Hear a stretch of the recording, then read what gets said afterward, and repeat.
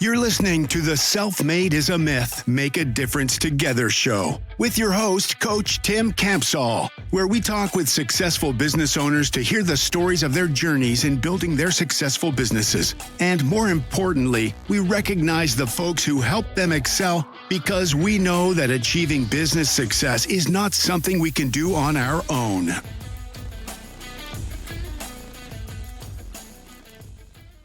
Hello, everyone. This is Coach Tim Campsall, and I'm excited to have a fellow business owner from Indiana with us today. My guest has, wow, this is pretty cool, has done brain surgery on rats.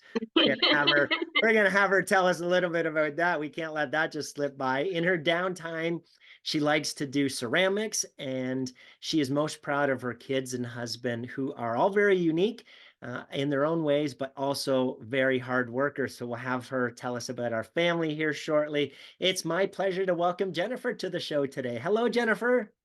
Hello, Tim. Thank you for having me. I always enjoyed having conversations. Fantastic. Well, let's start by having you introduce yourself. Tell us a little bit of your personal story, like where you were born and live, about your family and hobbies.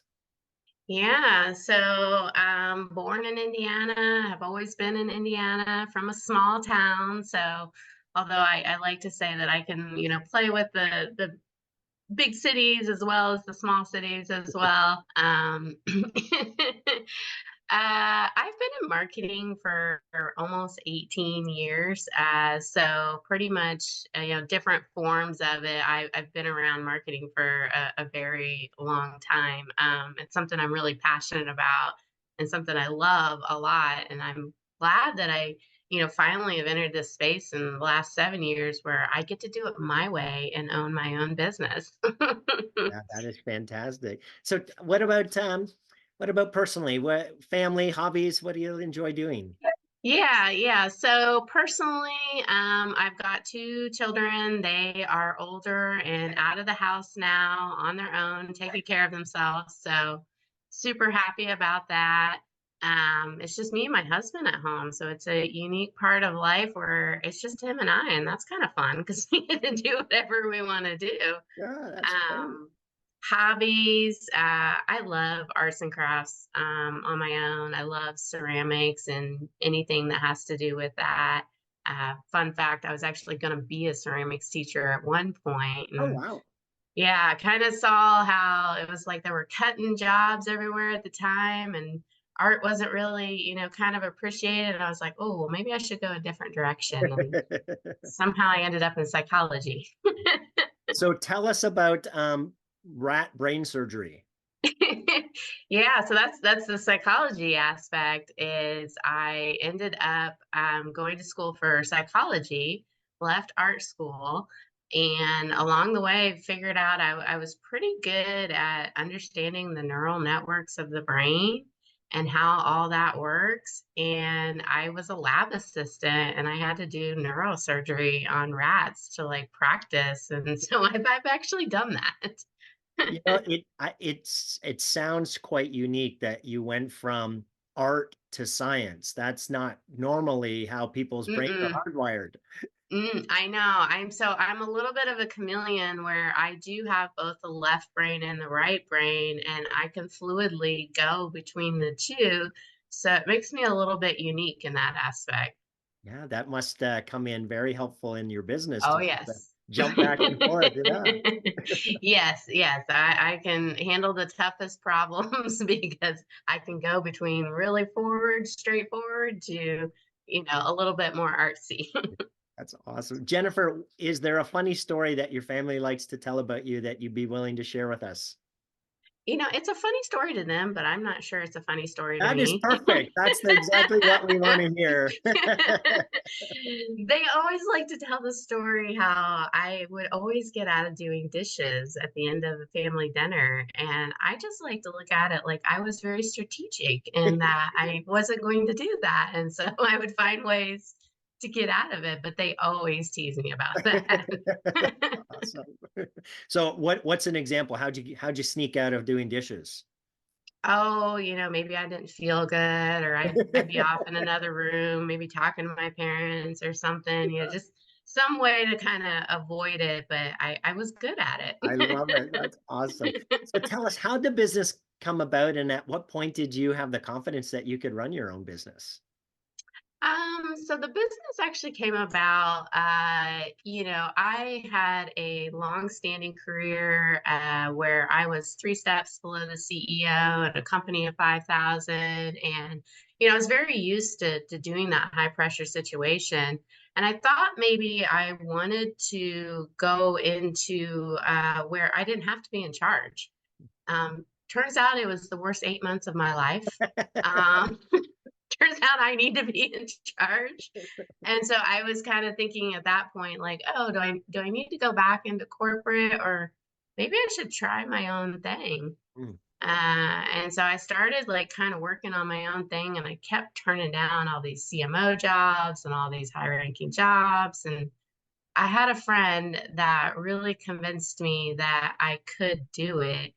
And lo and behold, at one point, the place I was working at were like, "Oh, well, we want you to do the same thing like part time." And I was like, "Okay, yeah, you can hire Elevated Marketing Solutions." And they're like, "Who's that?" And I'm like, "That's my company." And that's how it started. I love it. So tell us more about the company. You just mentioned the name, but say that again. What do you do? How do you help people? Yeah, Elevated Marketing Solutions. We like to say that, digital marketing is complicated, but your marketing agency doesn't have to be. We're very data driven. There is a story to tell with each different data point of your marketing. And it's our job to know that Mm. and to know that it's wrong. What do we need to do about it? What are we working on? What have we tried? It's just our job to kind of tell the story to you of what's working and not working, and allow someone to do it for you. That's fantastic. So for everyone listening, make sure to check out the company and the link in the description, and go visit Jennifer on LinkedIn and tell her that you watched her interview. Yes, I am on all the socials. You can find me in almost every place. So Jennifer, share a story where someone pushed you or inspired you that you could do it, even though maybe you didn't think you could, and that the impact that person had on you. Yeah, yeah. I always talk about my friend Cody Sharp. Lorraine Ball too. They really kind of allow me to look at things outside of the box sometimes. So I really love being around other people and hearing their perspective, because I think we all come from different perspective. But a lot of times I think you get inside your own head and you're like, well, this is how it's supposed to be, until you kind of open yourself up and listen to other people. So It's either we listen to other people, or something that we thought was the right thing goes wrong, and then we're like, oh yeah, I should have listened to that other person, right? sometimes I'm listening for what not to do. Yeah, sure. Sometimes Yeah. I'm listening for like what maybe I would want to do out of that. Mm. I'll take bits and pieces from what other people. I just don't want to, as I age, I'm only 45, but as I age, I don't want to be this person that's like, oh, well, that's just how it is. Like, I can't be that person, not in my industry. No, right? Yes. Things are changing so fast that what was is no longer again. Yeah, So, yeah. so good segue into what's been your biggest learning as a business owner? I would say probably that I can do anything, but I shouldn't do everything. Mhm. Tell us more about that. I love it.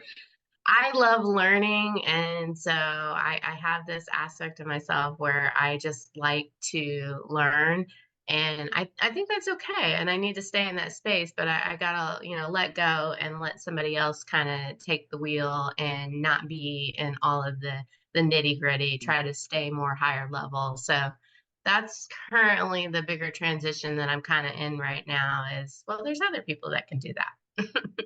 And I think that is it's probably the hardest thing that business owners go through, because Yeah, when we start, typically we're all solopreneurs. And so we have to learn everything and do everything, and then yeah. evolve and have employees. And then, right, it's just hard to let go because we're so good at it, or we're just so accustomed to doing it. But to your point, it's not things we should be doing if, No.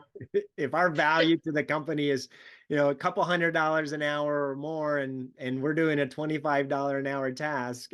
Yeah, then that's not good. I mean, my true value really is in the strategy part, which is the part a lot of people have a hard time with and understanding. A lot of people understand the what, they don't understand the why. And that's where I need to stay. And so there's just been this transition of, well, I used to do that. Now I need somebody else to do that. And perfectionism, I think, also stops people. I like things perfect and I have to, let that go and they're going to do it their own way. And, Yes. as long as it's, I guess, 80% as good as I would do it, then I need to be okay with that. But that's hard. It's very hard. And really it comes back to that opportunity cost, right? So even if it takes a team member twice as long, it's still less expensive than us doing it ourselves. And folks always ask me, well, Tim, how do I know what my value is? So the simple equation is you take your company revenue, your annual revenue, and divide by 2,000 hours. So if you're a $1 million company and you divide by 2,000, it means your worth to the organization is $500 an hour. And so it's an easy way to determine, is this task I'm working on worth $500? And right. And it's like, oh, so when you do it that way, it's like, oh my goodness, there's a lot of things I need to let go of. Yeah, I think people start to struggle then with, well, then what am I supposed to do? Like, what am I supposed to work on? Yeah. Yeah. And a lot of, mhm, It's tough, right? Yeah. And right, yeah. we all know what that answer is, but it's easy to tell someone else versus tell ourselves, right? What am I supposed to be working on? I'm supposed to be working on the business, right? And driving the strategy and the direction and right, Hmm. taking care of the team, right? Yeah, yeah, yeah, absolutely. All those things that are actually much, much harder to do. I think that's where my psychology degree comes in.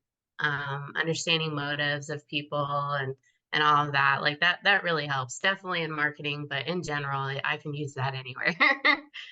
So, Jennifer, we know that business success doesn't happen in isolation. So tell us about one of your biggest challenges during the years, and maybe a fellow business owner or a colleague that came alongside you and helped you through that.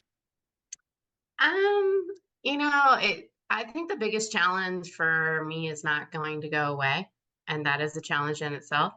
Uh, our industry is constantly changing. And so, it's hard to do long-term plans or anything because it could change very quickly. The good news is I actually like that. I don't do well in calm environments when things are already put together. I need chaos to put back together. And so, although it's a challenge, some might perceive that I do really well in that environment. Stick to the basics of marketing, but it's going to constantly be changing. Fantastic. I'm going to put you on the spot here. So, who are three people in your business owner journey who you're most grateful for them being part of your journey and helping with your business's growth? So, who are those three people and how they help you? Yeah. So, some of them I've already mentioned. Cody Sharp, he kind of convinced me to start the business, and at the same time, we talk daily, and we're always talking business talk. So love that. Lorraine Ball, you guys might be familiar with her. I'm live with her like every week, and prior to the show and after the show, we're always talking about business. And I always say I want to be her when I grow up. So I, I love talking with her. And then my third source is more of a group. So I'm part of Digital Masterminds, and it is a group of agency owners. So it is business owners and they own agencies.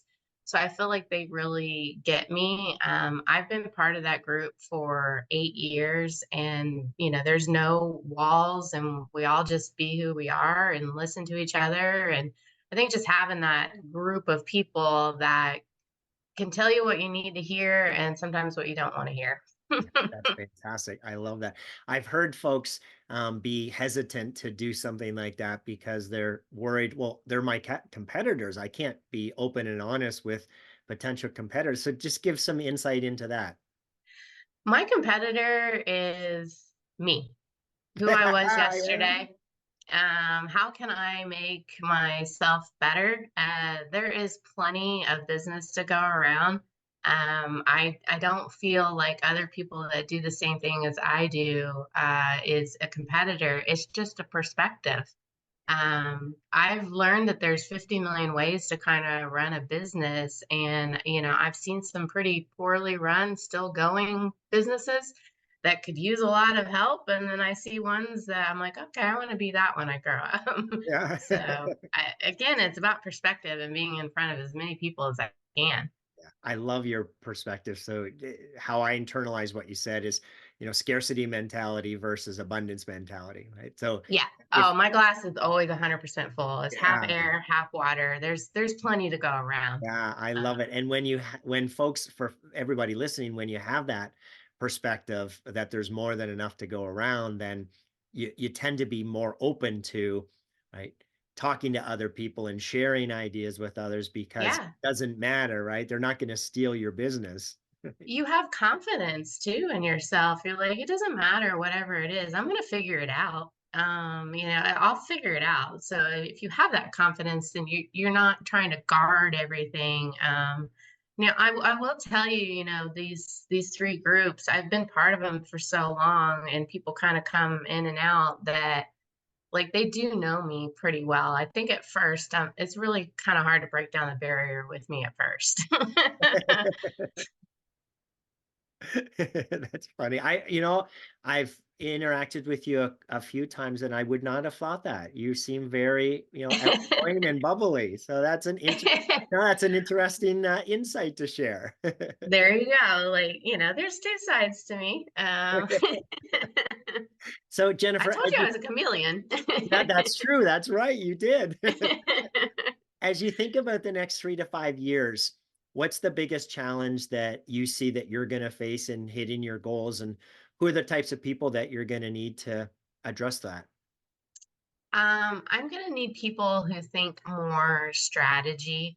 In my industry, there's a lot of things that are moving, with AI, and the what is going to be taken care of by AI. But the strategy aspect, if you can think in that aspect, is who I really need on the team. I think we're going to see smaller agencies because a lot of that what that was kind of maybe done by a human is going to be done by AI, but the strategy level will never be done by an AI. And so I think that's kind of the challenges that I'll face. It was already moving fast, and then it just exponentially went insane in the last year. So that is the challenge, that just that things are changing so fast that you need strategic people to help navigate through those changes. Am I hearing that Yeah. correctly? Yeah. Yeah, like what do we listen to? What do we not listen to? There's with any new trend, there is hype. And so some areas there's hype and some areas there's not. So you Yeah. got to be comfortable with being uncomfortable. Sure. And in our industry, that's where you have to be. If you know the basics of marketing, it's my job to sell people products and services. If I understand that, it doesn't matter where the trends go. Right. Just, stay there, know when to go hard in one area and when to pull back. Yeah. I like that because if we just chase after the trend, it's not necessarily going to work for, our particular business or our industry or No, no, you're putting somebody else in charge. You're letting them have control, and you feel like you just need to follow those trends. And trends will come and go. And if anything in tech, they can come and go in a snap. So if you've got everything dependent on trends, it's not a good idea. It's a roller coaster. I like what you said in the beginning about being very data focused. So one of the principles we teach our clients is we call it a marketing 10 by 10. But the idea is, you have to have more than one strategy, right? We Yep. recommend 10 Yeah. and that you have to test and measure every strategy to understand what's the return on investment, right? You can't just hope and pray that something's going to work or follow a Yeah. the trend, you've got to understand the data and determine if it's working. So talk to us a little bit more about your data focus. Yeah, so I, I can talk about the marketing aspect, but I can also talk about business wise. I didn't know a lot of the metrics that you needed to know specifically for running an agency or even running a business. What I knew is I needed to make more money than I spent. That's Great. simple. But once I started to understand and listen into conversations with other people, like, oh, well, there's this and there's that. And I've really been able to kind of fine tune the business and figure out, where are the places where I have problems and here's the possible solutions. We take the same aspect in marketing. There's a funnel to someone purchasing something, and people are getting stuck in different aspects. Is it statistically sound? Okay, then I what are my action steps there? And rinse and repeat over and over. And it's the same thing in business. Yeah. It's I appreciate you sharing that because uh, it's marketing is not black and white always, right? No. You can have a strategy, but then how do you implement that strategy to get it to work? Takes a lot of tweaking and adapting and testing and measuring, right? To figure out what works and what doesn't. Because something that might work for client A, in the same industry won't work for client B. And it's like, why is that? Yeah. Yeah. That's a common fallacy is people are looking for these like either instant results or instant solutions. And that's why we don't sell packages. I don't believe in packages. I believe everybody has a unique business. They have unique problems that they need to solve. And so when we come to the table, we're providing a unique plan that's going to work for that person. Also, why we don't believe in scaling really large as an agency. Hmm. Tell us more about that. What's the concern there? So I've had 28 employees underneath me and 10.5 million, and I've kind of had this large, and I don't think that there is any differences between running a small agency and a large agency. That it's same problems. I think where you get in the mix here is with our particular industry, it's moving so fast. You have that other element that is moving quickly, so I believe in staying small and making sure that we're constantly growing on what, else is out there Yeah. is better than having a lot of this hand is not talking to this hand and they don't know what's going on. Yeah, I love it. It's back to the whole strategy focus, right? Of making sure that you're doing the right thing for your clients by Yeah. staying close to what the objectives are and making sure you're hitting the deliverables. Yeah. That's why I also don't believe in niching down. So I know for a lot of people, they're like, "Oh, you should focus on just this specific industry within marketing." I'm like, number one, it sounds super boring. Number two, where's your creativity? Like, you have no creativity if you're having to do the same thing across the same industry. Number three, like you're not learning from other industries, like how to take that across the board. So Yeah. I'm not a big niche. I'm not trying to scale this huge, large agency. I do want to be very profitable that Yes. gives back to our employees and has great lives, but I don't want to focus on this big machine.